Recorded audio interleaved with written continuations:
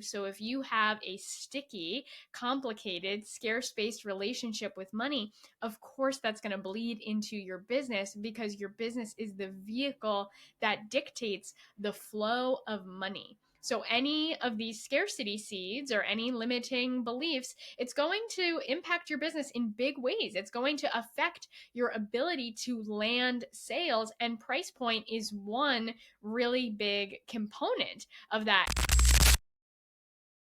Scarlett, the Biz Hippie, welcome to the Resilient Entrepreneurs Podcast. We're super excited to have this conversation with you today. Oh my gosh, thank you so much for having me. I am so looking forward to being here and having an amazing conversation with the both of you today. Yeah, let's go. Well, we start this podcast always off with a nice deep question. And what I'm going to ask you is, if I were to hand you a magic wand today, what change would you like to see in the world with it? Yeah, that's actually such an easy question for me, because I feel like I spend all my time and effort and energy thinking about this. And really, the simplest way that I could describe it would be that we all get to live the lives that we want to live without anything holding us back, without money, doubts, insecurities about who we should be, what we should be doing, what we need to do for work, what we should be doing for work to be successful. If we just set all of that aside and instead we chose to do what was fulfilling to us, what lit us up, and for that to be enough for us all to support ourselves financially, to live fulfilling lives where we all genuinely thrive and enjoy. Oh, I can't imagine anyone watching this right now that doesn't put their hand up and say, that's exactly what I want.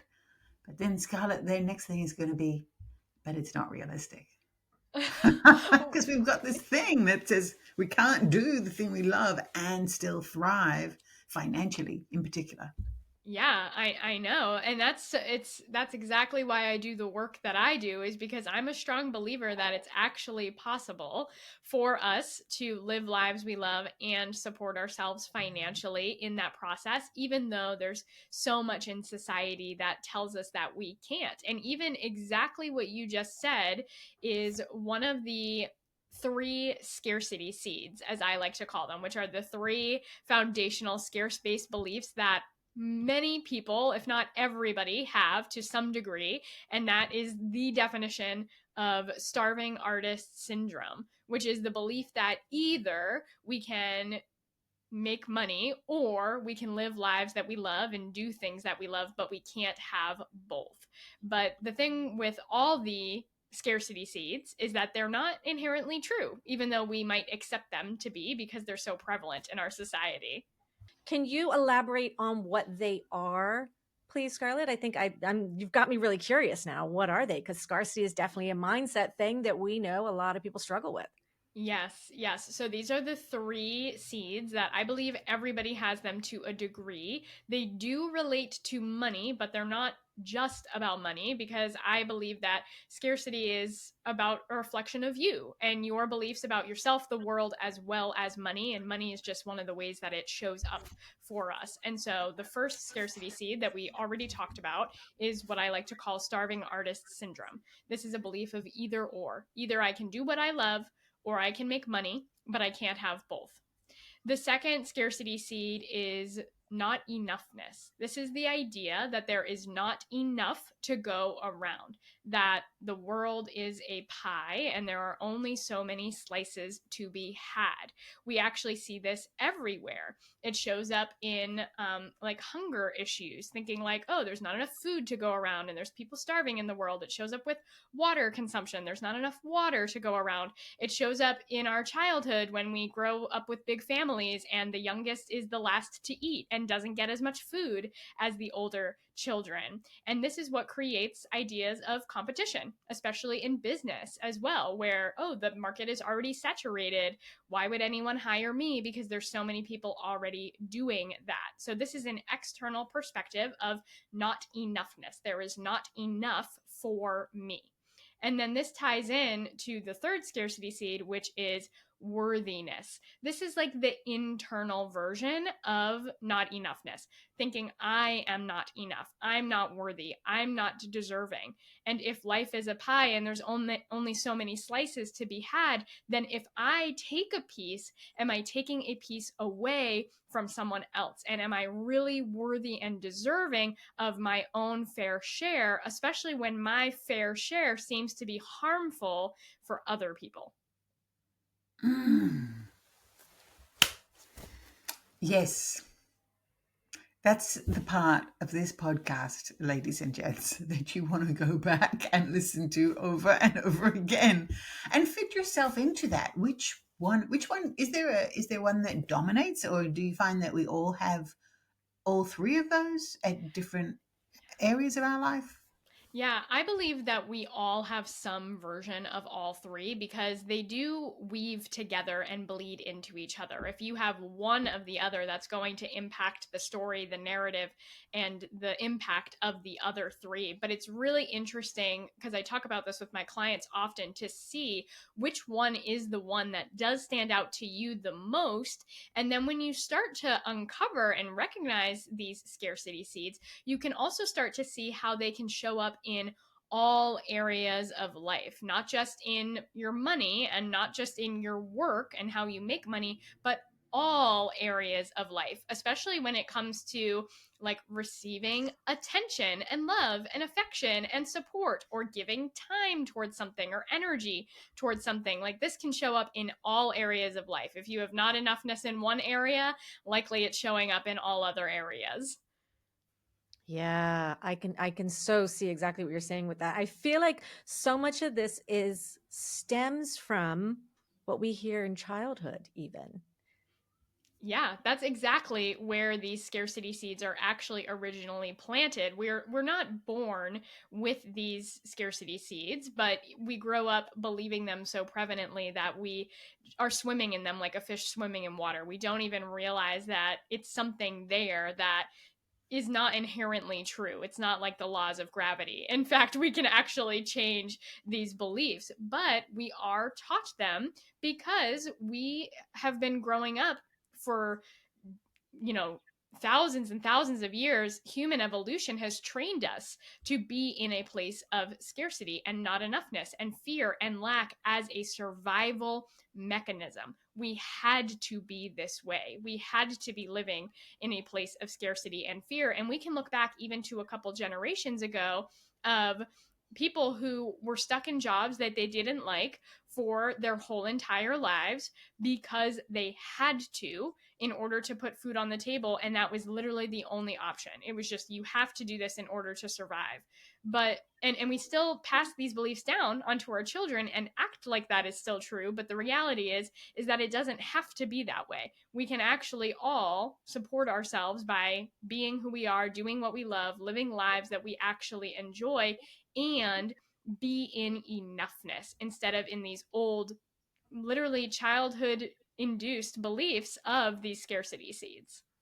Yeah, you can see how they're passed down from generation to generation, right? I mean, if you go back just to my grandparents' generation, that was wartime. That was like extreme, like poverty and stuff, and they passed things down and they wanted to protect their kids from it, so they taught them, no, don't be an artist, go be an accountant, get the safe job. We still hear all these safety enabled words in there, and what you're saying, oh, how does one get past and through this?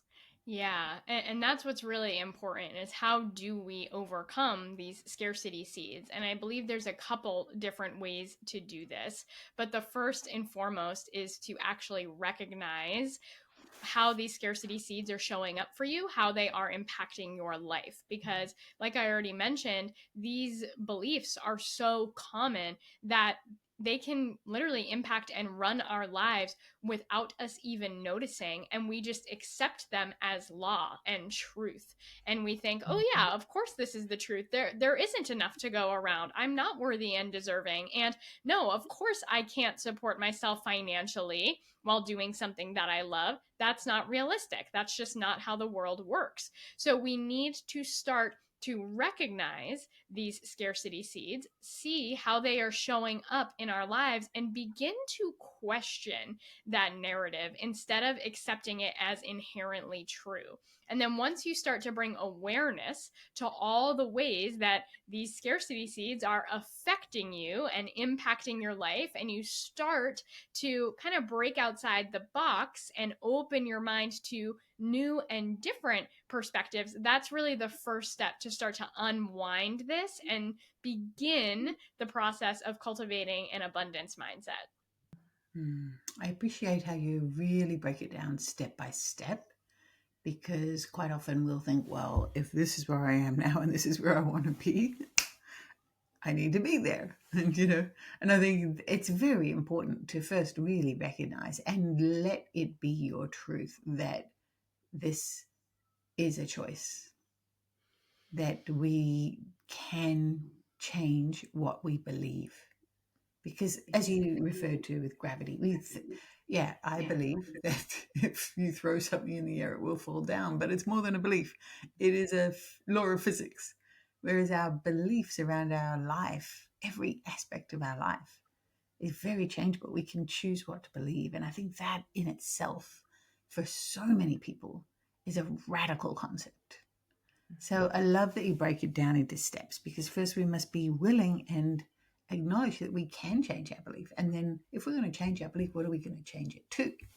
And so what do we change it to? I mean, I hear that you have a process, but one thing is to do it up here, but how? Like, what is your bridge? How do you help your clients?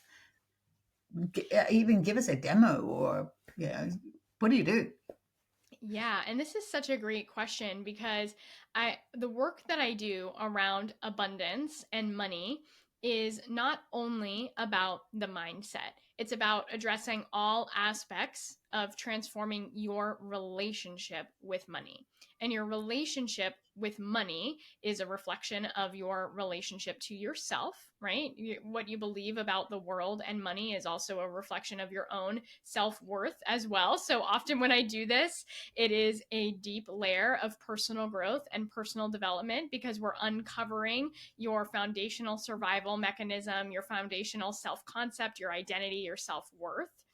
And in order to really transform this and shift this, we need to change your whole relationship with money, which includes what you think about money, how you feel about money, and how you use your money. And so it's about addressing the internal or intangible side of our money, which is our beliefs, our stories, our selves, the different parts of us, the internal narrative, and how that impacts the decisions and the choices that we make.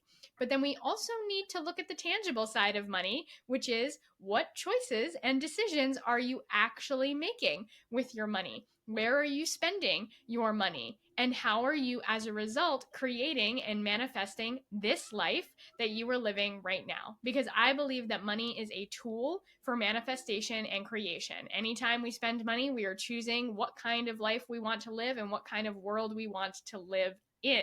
And so not only is it beginning to shift our thoughts around money, it's also about learning to manage and track and see your money clearly and get in control of your money so that you can get more in control of your life.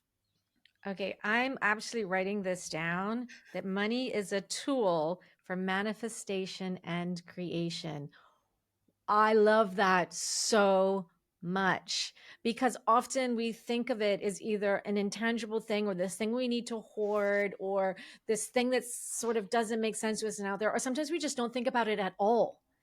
There are people that actively avoid looking at their bank accounts, right? Like, Yes. and there are people there, and so many people we work through with in the entrepreneur space, their biggest struggle is figuring out pricing, especially when they're starting out. How do I price my services? Especially when it's a service. It's a little easier to price a product because you can base it on the market and all that.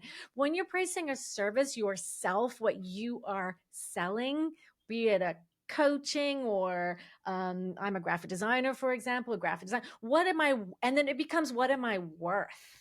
Mm-hmm. Oh, right. That is such a space where people struggle to come to a conclusion. And often people will stop and don't want to do it or downprice themselves so much just to be competitive, because again, it comes back to scarcity mindset, like you're mentioning, because there's fear that there's not enough to go around. There's fear that nobody's going to want them and they're not good enough.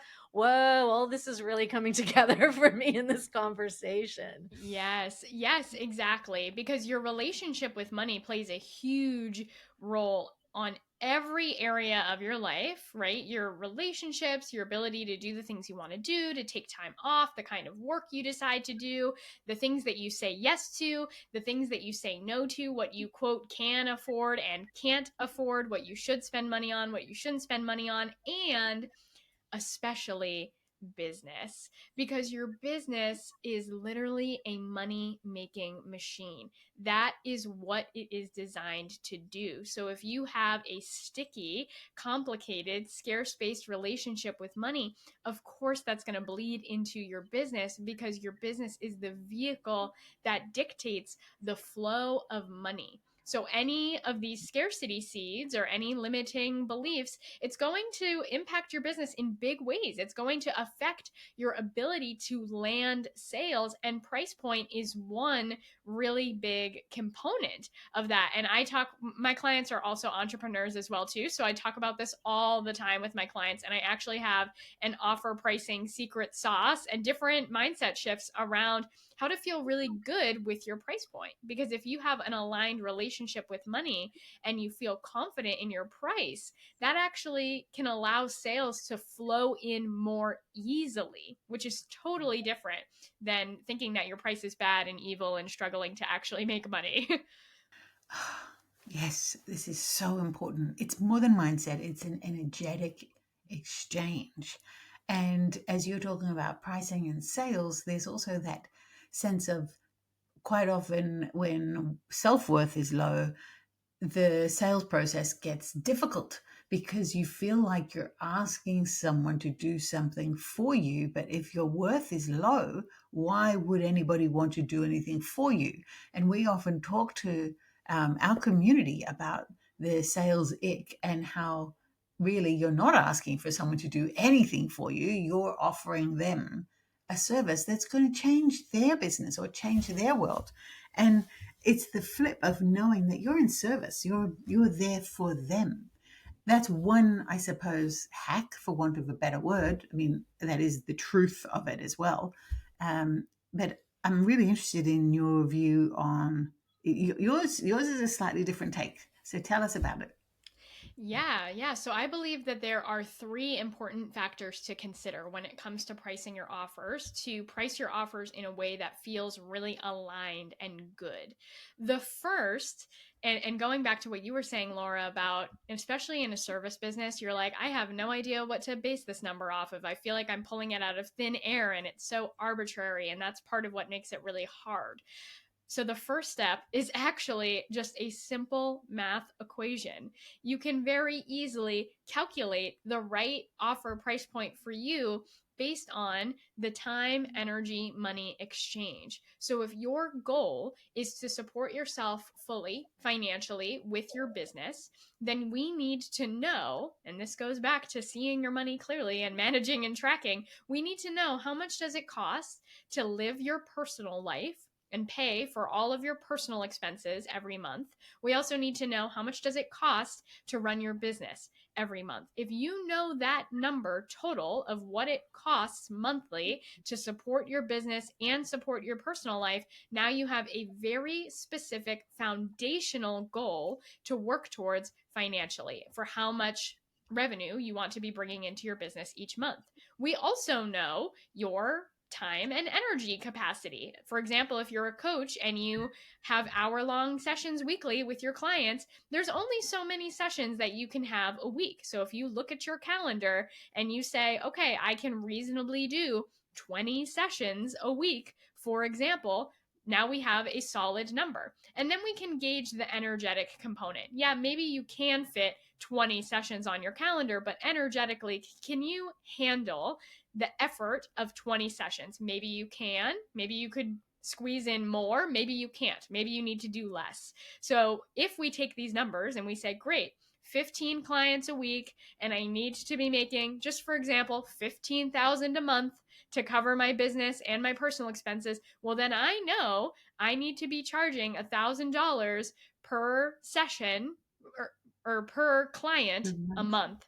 And so that gives you a very simple mathematical baseline of where you need to start with your price point in order to achieve your goal of supporting yourself full time with your business. But that's still just step one. But what it does is it gives us an awesome starting point. The second thing we need to consider is your belief in your ability to deliver at that price point. So if you look at that number and you're like, okay, $1,000 per client each month, you might think, oh yeah, of course I'm worth that. Easy peasy. That's actually less than what I've been charging. And it might feel like a breeze. Or you might feel like, whoa, that is way outside my current price point. I am not confident at all in my ability to deliver that. I don't think anyone's going to pay for that. And you might have a lot of thoughts about it. And so we want to check what is your belief in your ability to deliver at that price point. And we want to find the sweet spot where you're not undercharging and you're also not overcharging, because both of those will impact your sales. It's very hard to sell something to someone when you're in the background thinking, oh my gosh, please don't buy it, because if you do, I don't know what the heck I'm going to do to actually deliver this to you. Or even if the price point is really low, in the background, you're going to be like, oh, please don't buy this because I don't want to put in all this effort and work for someone who's not actually paying me. So we want to find how can we adjust the time, energy, money formula to also match the amount that you believe that you can deliver. And a little caveat to this is that I recommend for my clients that you find the stretch point. This is just expanding your comfort zone where you're like, yes, I can deliver it, but it feels a little bit uncomfortable. And what this does is it encourages you to continue to increase your value, your belief, increase the level at which you deliver to your clients, and therefore it makes you even more valuable to your clients as well. And then the third and final piece to consider is your clients. And people spend a lot of time considering their clients, but not in what I believe the right way.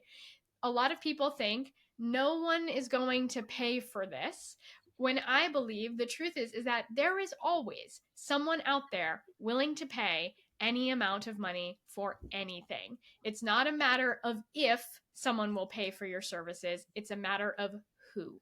Who is the type of person that is going to pay $15 a session, and who is the type of person that's going to pay $15,000 a session? They're out there. The question is, are they your best clients? And are they the clients that you want to work with? And so when you consider all three of these factors and you align your price point with that, energetically, it makes it so much easier to sell because you feel solid behind the value of your offer. That's how we all want to feel in business, really solid and confident, because it comes across when you are talking to that ideal client. Absolutely. Like, there's so much more to business than most entrepreneurs realize when they first start out. Yes. There's so much you have to discover about yourself. You have to go inward and deep and learn these things about yourself. Like, what is your mindset with money? How do you relate? And then how do you show up in the world when it comes to this? It's such a big piece that a lot of people don't even know when they're first getting into it. But for me, it's my favorite part of the journey, because I feel like this is where we really get to learn about ourselves. We love to say that entrepreneurship is the best self-development journey you'll ever go on. Boy, will you learn things about yourself you never realized. And it's a beautiful thing. I'd love to rewind a little bit and learn a little bit about you, because where did you get this depth of knowledge from, Scarlett? Like, where did you start in your journey towards this space where now you help people with these things? Yeah, and that's such a great question. So, Growing up, I was the type A high achiever perfectionist. So yeah, yes, also, I got straight A's. I crushed it at school. I really did check all the boxes of a successful child. But at the same time, I was an 8-year old with weekly migraine headaches as a result of this pressure of maintaining these standards of perfection and doing life right. And then this bled into my young adulthood, obviously, in so many ways. And so I maintained my straight A's through high school. I started working when I was 16 in the restaurant industry, and then I started managing restaurants by the time I was 18. And so flash forward, I was checking so many boxes in my life. I was getting my bachelor's in business management, accounting, and finance, maintaining my 3.9 GPA, paying for college out of pocket all by myself, no student loans, managing restaurants, a team of 30 people underneath me. I had $30,000 in savings by the time I was 20, and I had zero credit card debt at all. So a lot of people looked at me and was like, oh, Scarlett's got her stuff together. She's very responsible with money. She has a great relationship with money. She's doing life right. But even though on paper my life looked awesome, inside I was empty, dead, unfulfilled, and I really just felt like a shell of a human, where I had really shed away every part of who I was in order to wear these masks of who I thought I should be, in order to check these boxes, in order to do life right, in the hopes that someday I would cross some magical finish line that told me I had won the race and I had done it, and now I could start to live the life that I wanted to live and enjoy a life that I cared about. And in fact, I had been living this kind of life for so long, a life rooted in should and success and really driven by money, that I had forgotten to even consider who I was and what I wanted and what kind of life I wanted to live. And so it wasn't until I hit a very hard rock bottom that I woke up and realized that life was literally already happening around me, that I was already living this life, that time was passing me by, and that if I wanted to start living it, it was up to me to start living it. And that's when I began my own personal growth journey. And I had to shed a lot of things. I was in a work environment that did not serve me. I was in a relationship that did not serve me. I was depressed. I was suicidal. I was covered head to toe in eczema because it was literally so uncomfortable to be in my skin and to be in my life, because I had no idea who I was and had been ignoring everything inside of me for so long. So I began to discover, who am I? What's important to me? What kind of life do I want to live? And I started to rebuild self trust with myself and reclaim what was most important to me, and consider that there could be other options for our lives, and that we didn't just have to keep, hustling along and making money and checking boxes in the hopes that someday we reach retirement and then finally we can enjoy our lives. And so I found yoga. And that became a really important practice for me. And then a couple years into my spiritual journey, after I got my bachelor's degree, 1 month later, I got my first life coaching certification, and I took a total 180. I went from full business mode to full on hippie mode. And that's when I started my life coaching business. I also started saying yes to everything that lit me up. So I became a yoga instructor, a Reiki practitioner. I started traveling and attending retreats all over the country and all over the world, and just invested in myself fully, and really had to figure out the business as I went. And success did not come to me right away, for sure, but for the first time, I was living a life that I wanted to live. And I was helping people to really transform their own lives, but also I was floundering about, had no idea what I was doing, and was spending tons of money. Money was going out like crazy, and yet no money was coming in. And then it was about a year into my coaching business when I was having a conversation with a friend who was also a coach who worked full time. And she said, I already feel like I'm living paycheck to paycheck. I'm scraping by every month. I already feel stressed about money with my consistent solid 9 to 5 income. How could I ever support myself financially with my business? And I realized, oh, I actually have a ton of skills to help you with this, not only from my bachelor's, but also I used to work for a company called Richer Than You Think, which helps individuals to manage their money, which is where I learned about personal finance and budgeting. And in that moment, it was a real aha for me because I realized that money was the thing. Money was the thing that had held me back from living my life, and money is often the thing that holds everyone else back from living lives that they want to live. And so I combined all my different modalities together, my practical strategic money management skill sets that help you get in control of your money and in control of your life, as well as the transformational deep potent coaching modalities that help you shift your mindset and your perspective about yourself and the world from the inside out so that you can step into a life of abundance. And that has been my journey that I have been walking, and then also have been helping my clients do the same.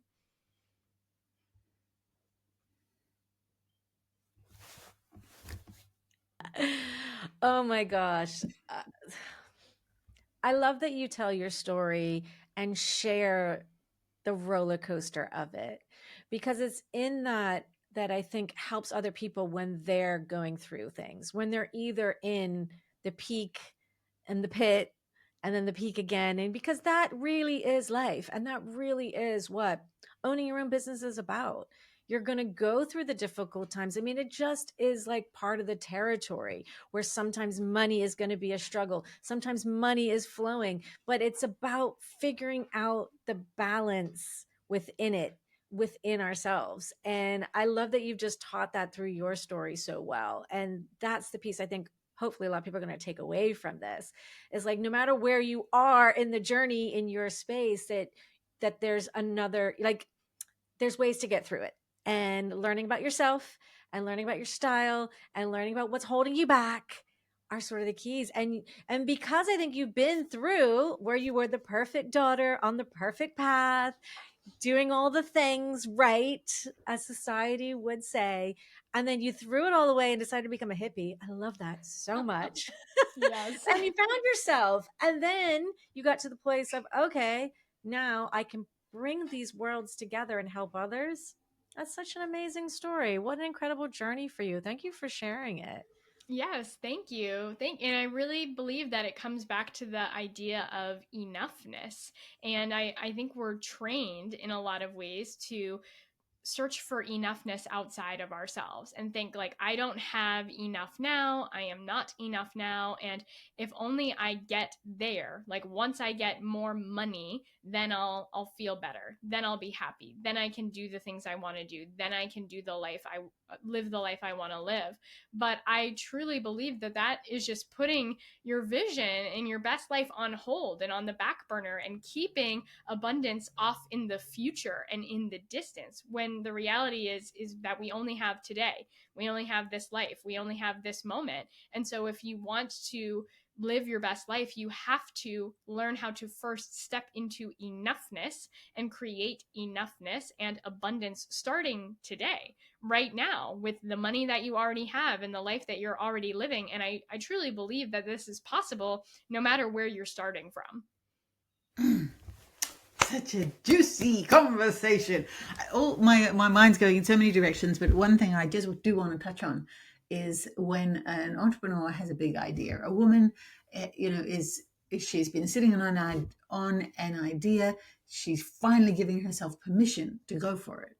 What would your one piece of advice be for her before she leaps in to the unknown world of business, thinking that this idea that she's been sitting on is what the world is waiting for? Could be true. I mean, we teach marketing tactics about testing it in the market, not in the mind, and all the practical things. What would your one piece of advice be for someone about to launch a business? Well, I could give so many pieces of advice that it's kind of hard to narrow it down to one. But if I were to give one piece of advice, especially from my own journey, is that business is a long game.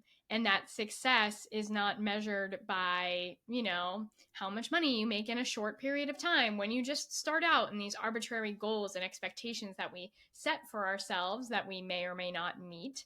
But that true success in business and entrepreneurship really comes from sticking it out for the long haul and overcoming the beginning early stages. And when I say early stages, it could be years. It took me many years to actually start making money, but it's really about sticking it out for the long haul and staying committed. And there are practices and skills and tools that you can use to help you and support you in keeping going, even when it's challenging and difficult and uncomfortable and it feels like you're not making progress. Truly, the only way that you can fail is by giving up. So if you're ready to take this leap, my question for you is, how committed are you to sticking with it, even when you don't get results right away, until you reach the success and the result that you desire?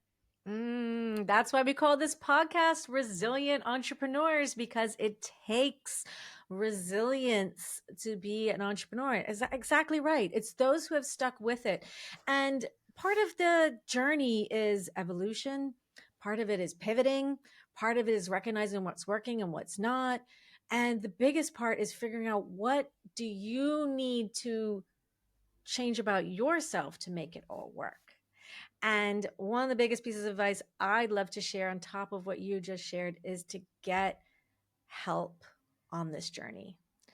This can be a very lonely journey. Those of us who are out here as solo entrepreneurs, like, we get it. We've been there. I've definitely been there myself. Like, I know how hard it is.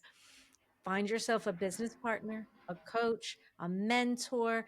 There are people out there with communities. We have a community ourselves of resilient women entrepreneurs, just to help surround yourself with people who have been there, who have worked through these mindset challenges, who have understand and can help you. Because once you recognize what's holding you back and you get the help to go forward, that's when it's like the level opens up in business. And business is like a video game, right? There's always levels to open. It's like you conquer this level, there's a whole nother level behind the next one, and then another one. And it just keeps going like that, which is part of what makes it so exciting and fun.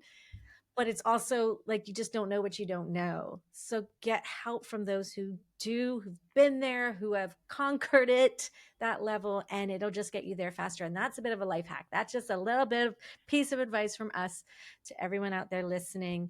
And anything else, Vicky, you want to add or share or ask before I wrap up? Because this has been such an amazing conversation. I don't want to leave anything. I just want to invite you over for dinner, Scarlett, and we'll just shoot the breeze for another couple of hours. And I trust that our viewers will be feeling the same way about this conversation. So, yeah, I mean, I think because of time, we'll leave it there. But I trust that those who want to know more will look up all your details, which we'll share in the show notes. Yes, definitely. Please, we will share. And Scarlett, just want to say from, me and Vicky, thank you so very much for joining us today, for opening up, for sharing your story, and for giving such great advice. Like, you are wise beyond your years, lady. Like, I'm so impressed. And you can really tell that you have taken the time to examine yourself and your life to where you are today. And yeah, kudos to you. Thank you for sharing. Really appreciate your time. Yeah, thank you so much for having me on your show. I mean, if I were to leave any piece of wisdom or advice for anyone listening, it would be that you have so much more control and power over your life than you may believe, and especially when it comes to money. Like we talked about earlier, your money is a tool for creation. And so when you use your money intentionally in alignment with the life you want to live, you bring that life into reality. So if that is creating your business, invest money in your business. If that is living a life of freedom, how can you create that now, starting with the money that you already have? Because I believe that abundance is possible for everybody and for you, and it doesn't have to be someday. You can truly start today. And I just want everybody listening to know that. Thank you.